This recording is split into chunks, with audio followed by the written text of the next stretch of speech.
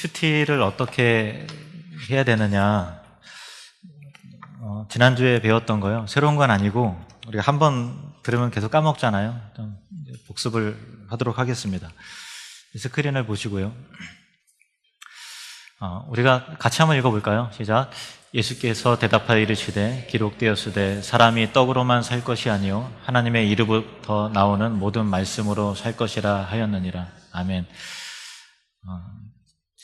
우리가 꼭 명심해야 되는 게요, 우리가 영적인 존재이기 때문에 하나님 말씀을 날마다 먹어야 된다라고 하는 그 말씀의 중요성을 알고 가는 게 정말 중요한 것 같아요. 큐티와 성경 통독을 두 가지 병행하는 게 제일 좋긴 한데요, 그렇게 되다 보면 여러분들이 너무나 바쁘시니까 또 그렇게 못하시기도 하고, 또 통독의 개념으로 읽어가는 것도 유익하지만 묵상을 놓치게 되면 1년에 2번 읽었다, 3번 읽었다, 1번 읽었다라는 건 되지만 뭘 읽었는지 남는 게 없고 적용이 없으면 그것도 좀 그러니까요. 통독의 개념과 또 묵상의 개념을 섞어서 하루에 한 장씩 성경 읽는 방법으로 우리 교회는 그래서 선택해서 하고 있어요. 근데 한 장을 읽더라도 생각하면서 읽자, 묵상하면서 읽자, 적용하면서 읽자. 그게 바로 큐티입니다. 스크린 보시면요, 가장 쉬운 방법은요, 밑줄을 그어서 이제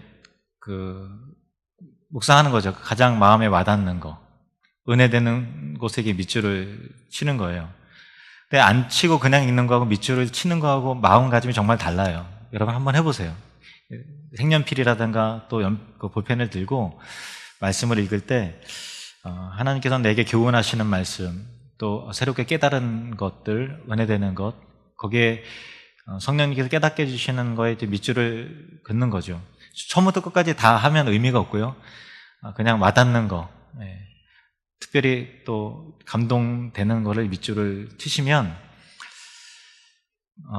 거기 좀 조금 더해서 거기에다가 조금 설명을 좀 써두면 다음에 볼 때 더 은혜가 되겠죠. 어쨌든 밑줄 치는 게 굉장히 도움이 된다라는 거죠. 밑줄을 칠 때 마음가짐이 새로워지고, 또 다음에 또 성경책을 읽고 볼 때 내가 그때 이런 부분 때문에 밑줄을 치고 은혜를 받았었지 하고서 생각나는 은혜들이 또 계속 연이어서 있거든요. 그렇게 하시면 돼요. 큐티는 어려운 게 아니라 은혜되는 구절에 밑줄 친다, 그렇게 하면 누구나 쉽게 큐티를 하실 수 있습니다. 그것도 큐티예요. 두 번째는요, 이제 좀 더 나가면은 질문을 하는 거죠.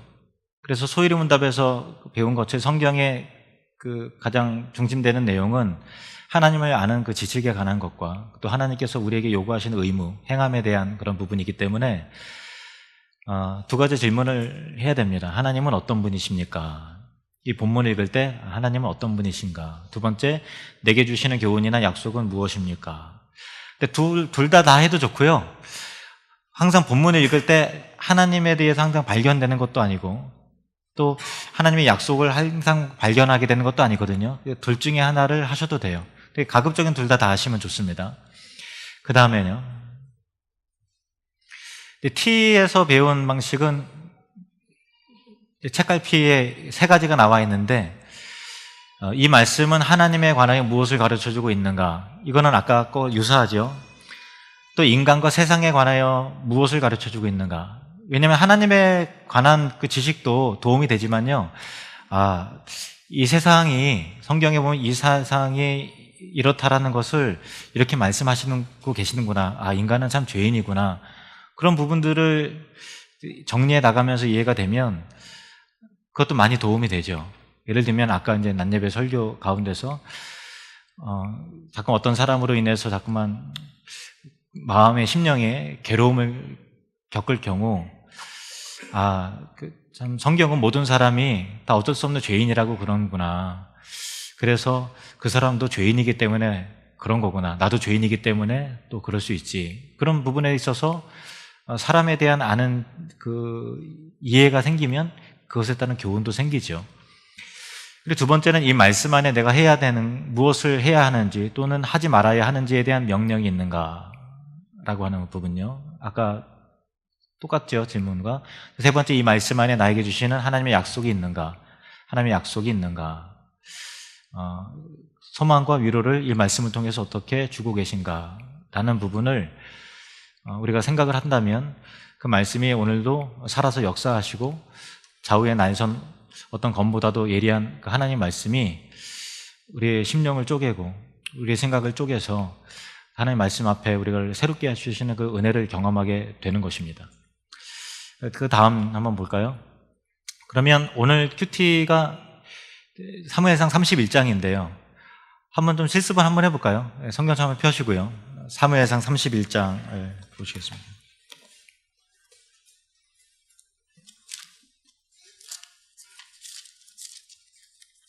사무엘상 31장.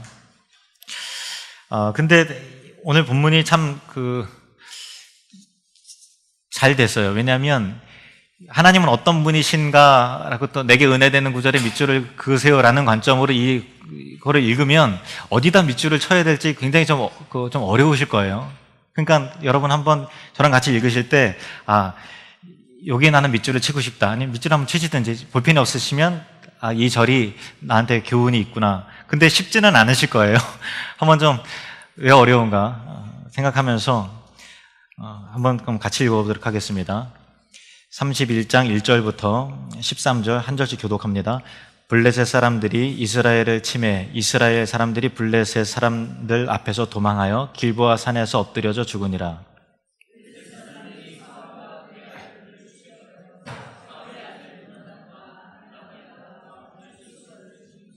사울이 패전함에 활 쏘는 자가 따라잡으니 사울이 그 활 쏘는 자에게 중상을 입은지라.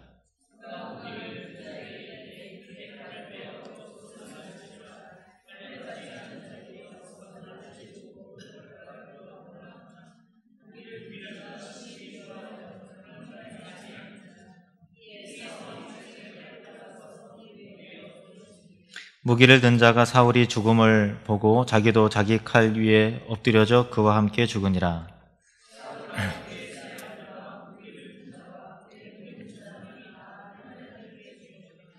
골짜기 저쪽에 있는 이스라엘 사람과 요단 건너쪽에 있는 자들이 이스라엘 사람들이 도망한 것과 사울과 그의 아들들이 죽었음을 보고 성읍들을 버리고 도망하매 블레셋 사람들이 이르러 거기서 사니라.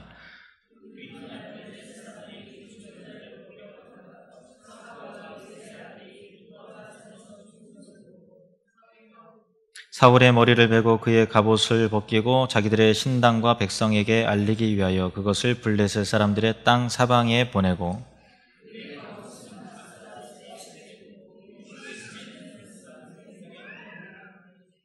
길앗 야베스 주민들이 블레셋 사람들이 사울에게 행한 일을 듣고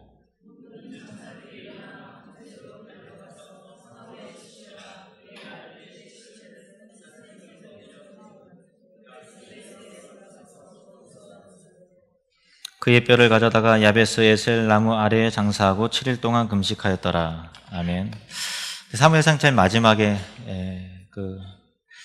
암울한 역사죠. 사울과 이스라엘이 블레셋의 전쟁 가운데 망하게 된 그런 내용인데 어디다 밑줄을 치고 싶으세요? 한번 해보실래요? 어디다가 치고 싶으세요?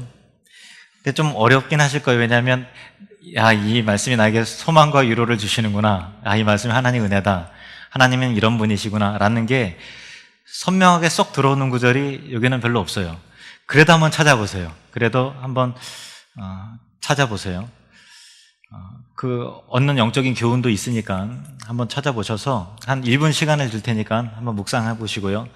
한번 찾아보십시오. 안 시킬 테니까 두려워하지 마세요. 나는 어디에 밑줄을 칠 건가 그것도 생각하시고요. 또 하나님은 어떤 분이신가, 내게 주시는 교훈은 무엇인가. 근데 이 내용 자체가 좀 암울하고 좀 슬프고 어둡기 때문에 이게 쉽게 딱 금방 밑줄이 쳐지진 않을 텐데, 그러나 또 하나님께서 주시는 은혜와 감동이 있으면 거기에 얼마든지 교훈을 이끌어낼 수 있거든요. 네, 하셨습니까? 예. 여러분들은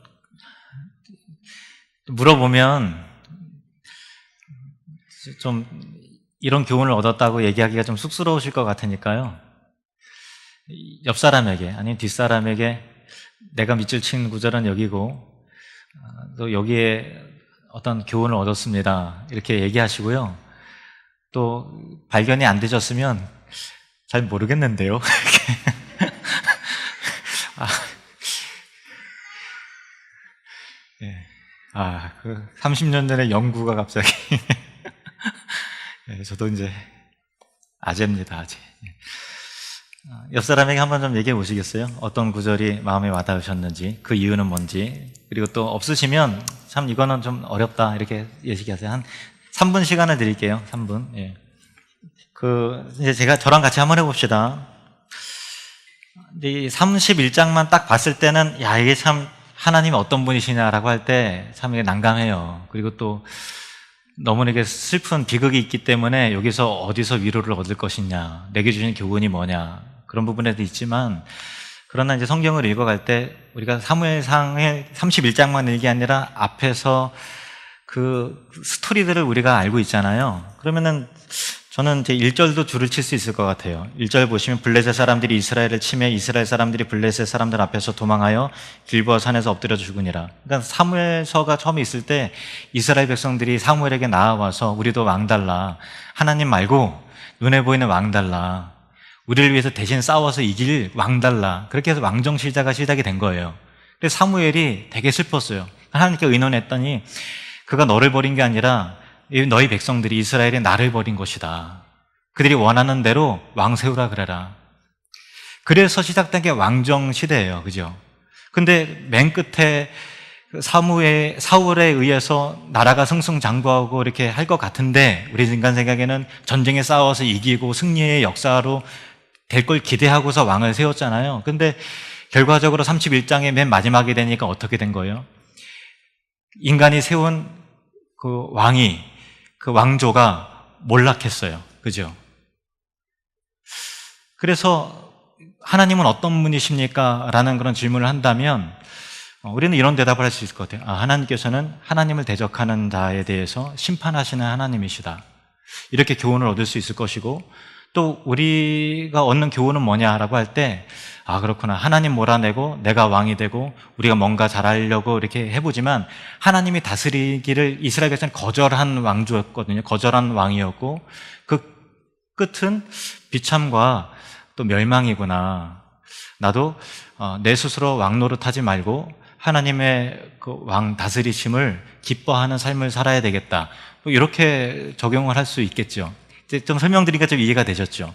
그리고 또 어디에다가 줄을 칠 수 있을 것 같으면 2절부터 또 6절까지도 다 교훈이 있어요. 이제 블레셋 사람들이 추격을 해서 사울과 그의 아들들 요나단, 참 그 하나님을 신실하게 경외했던 요나단도 같이 죽었죠. 그리고 또 아비나답 말기수아도 죽고, 사울이 패전해서 또 이게 자기가 자살을 하고, 무기 든 자도 죽고, 6절 말씀 6절 말씀을 또 저는 줄을 칠 수 있을 것 같아요. 6절도 사울과 그의 세 아들들과 무기를 든 자와 그의 모든 사람이 다 그날에 함께 죽었더라. 이게 우리는 보통 은혜 되는 구절, 나한테 금방 소망이 되는 구절에 금방 펜이 가잖아요. 근데 그 인식을 좀 바꿔보세요. 이 어두운 역사를 통해서 깨닫는 교훈들이 있죠. 뭐죠? 사울 왕이 하나님을 잘못하니까 그와 함께한 가족들, 심지어 하나님을 경외했던 요나단까지도 다 같이 죽어버리잖아요. 저는 이 구절을 통해서 리더가 잘못하면 그와 함께하는 사람도 같이 망하는구나, 이런 교훈을 얻게 돼요. 이것도 그렇지, 나는 이렇게 적용할 수도 있을 것 같아요. 나와 함께한 사람들을 나는 살리는 사람인가, 같이 멸망시키는 사람인가, 나는 가장으로서 우리 가족들을 하나님 앞에서 함께 거룩하게 살려나가는, 세워나가는 리더인가, 아니면 같이 타락하고 멸망해서 같이 있었던 신실한 사람까지도 같이 망하게 하는 그런 리더인가. 그렇죠. 이런 것도 교훈을 얻을 수 있겠죠. 그리고 또 7절 말씀도 또 교훈을 얻을 수 있어요. 골짜기 저쪽에 있는 이스라엘 사람과 요단 건너쪽에 있는 자들이 이스라엘 사람들이 도망한 것과 사울과 그의 아들들이 죽었음을 보고 성읍들을 버리고 도망하매. 이스라엘 백성들이 성을 버리고 도망갔어요. 그 비어 있었어요. 그리고 나서 블레셋 사람들이 이르러 거기에서 살았어요. 그 성을 탈취했단 말이에요. 그럼 하나님의 백성들이 살아야 될 그 성에 누가 들어가서 산 거예요? 블레셋 사람들이 들어온 거예요. 주인이 없으니까. 그러니까 우리 인생 가운데 내가 주인이 되고 내가 성을 쌓고 내가 왕도로 타려고 하지만 우리가 주인이 안 된다는 거예요. 내가 주인이 되려고 하면 그 성을, 우리 인생을 지켜낼 수 없다. 그런데 하나님께서 주인 되시고 하나님께서 왕이 되시면 그 성이 견고한데 내가 왕노릇하고 내 인생을 내가 지키려고 하면 결국은 지키지 못하니까 엉뚱한 것들이 들어와서 점령해버린다. 내 인생 가운데 사탄이 들어와서 내 인생을 점령해버리고 물질이 들어와서 세상의 유혹들이 들어와서 내 성읍을 점령해버린다. 나는 성을 지켜내는 사람인가 아니면 비어있게 하는 사람인가? 나는 하나님을 경외하는 하나님 나라의 성읍을 이루는 사람인가 아니면 내 왕국과 성읍을 이루는 사람인가? 그렇게 적용을 또 할 수도 있을 것입니다. 그리고 또 8절에도 그렇고 또 길앗 야베스 사람들의 스토리를 봐도 또 밑줄을 치고 또 교훈을 얻을 수 있을 거예요. 11절 말씀을 보면은 길앗 야베스 주민들이 블레셋 사람들이 사울에게 행한 일을 듣고 모든 장사들이 일어나 밤새도록 달려가서 사울의 시체와 그의 아들들의 시체를 벳산 성벽에서 내려 가지고 야베스에 돌아가서 거기서 불사르고 그의 뼈를 가져다가 야베스 에셀 나무 아래 장사하고 7일 동안 금식하였더라. 이 31장만 딱 읽어보면은 모르지만 성경을 차근차근 읽어보신 분들은 묵상하면서 읽어보면 이게 보여요. 아, 사울이 처음에 왕이 될 때 길앗 야베스가 암몬 족속에 내려와서 너희 눈을 다 뽑아버리겠다. 이렇게 으름장을 놓고 협박을 하고 전쟁을 일으킬 때 길앗 야베스 사람들이 사신을 보내갖고 우리를 도와달라 해서 사울 왕이 이스라엘 사람들을 규합을 해서 전쟁에서 승리해서 그 왕권을 공개하고 길앗 야베스 사람들을 구원해 내거든요. 지금 40년이 지났는데 길앗 야베스 사람들이 사울이 죽고 그의 가족들을 죽은 것을 애통히 여기면서 정성스럽게 장사를 해줘요. 그 40년 전의 그 은혜를 기억하는 거예요. 그러니까 길앗 야베스 사람들의 이런 행위는 참 아름다운, 사울 왕이 하나님 앞에 비록 버림을 받았지만 그러나 인간적으로 길앗 야베스는 사람들은 은혜를 아는 사람이었고 또 은혜를 기억하는 사람이었고 의리를 지켜내는 사람이라는 거죠. 그러니까 이렇게 암울했지만 그러나 제일 맨 마지막에 암울한 역사 가운데 인간관계에 지켜지는 그 의리의 소중함과 아름다움의 그 스토리들이 그래도 묻어나는 거죠. 이런 걸 볼 때 우리는 어떻게 적용할 수 있겠습니까?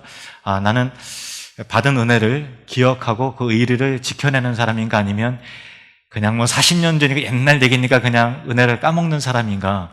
아, 나는 길앗 야베스처럼 오래된 40년의 흔적이라도 지켜내고 의리를 지켜내는 그런 인간관계에 있어서 성공하는 그런 사람이고 싶다. 이렇게 적용할 수도 있겠죠.